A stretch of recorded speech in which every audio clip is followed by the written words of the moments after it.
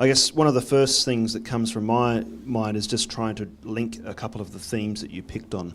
And so in terms of thinking about the fourth industrial revolution, where things are moving quickly and in alignment or simultaneously and impacting across each other, how do you stay abreast of those different things? How do you actually remain informed and keep abreast of those trends?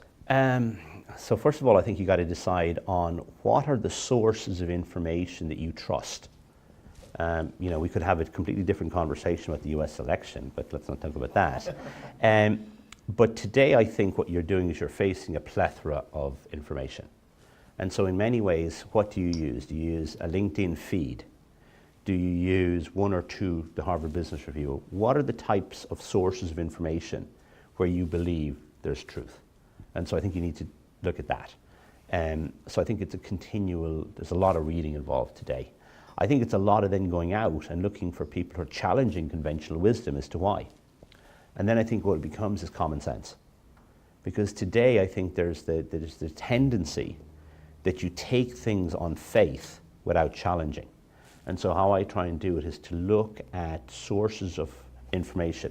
Like the LinkedIn feed is a tremendous source of relevant information, because what I'm starting to do is to see what my network are reading and thinking about. So I've built a network, so I have a high regard for them. If these are the types of things that they're reading and commenting on, that should be of interest to me. So there's the types of ways that I go about it. And the old-fashioned networking, getting out and talking to people? Totally. Most important thing. There is a reason in life why we have two ears and one mouth. Sometimes it's just to be with other groups of people and to hear interesting conversations. Going out, talking to people, what do you think? What have you seen?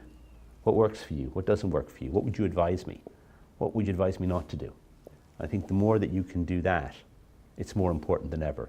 In a connected world, the danger is that you actually stay almost as some of our teenage kids are kind of hiding behind the machine. It's almost get out there and having that human contact to understand the what. I kind of think, what were the questions we learned as kids?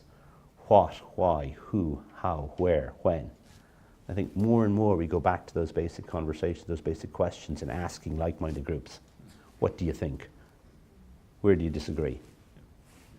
And I guess, in terms of trying to understand the cause of a problem or even a customer need, the 5 whys. Yeah. Just getting down to that, what might be a root cause or the root challenge that a customer's facing. Yeah, but I think for all of us in business, like almost a day you're not talking to a client is a bad day. Because what I know is that 90% of our opposition are talking to 100% of our clients. And you got to wake up with that form of paranoia. Somebody out there, you have to, right? At the end of the day, somebody out there, if they're good enough for us, somebody else wants them. If you're not out there talking to them and understanding, are you solving their problems? Or why not? Or is there somebody out there with a better possible solution to their problem and we're unaware of it? Shame on us. So one of the things I like to do is, every day I've time carved out to spend with customers, whether it be on the phone or when I'm visiting cities. Nothing better than going to talk to 4 or 5 of customers. And what I also love is I love to spend time with our biggest complainants.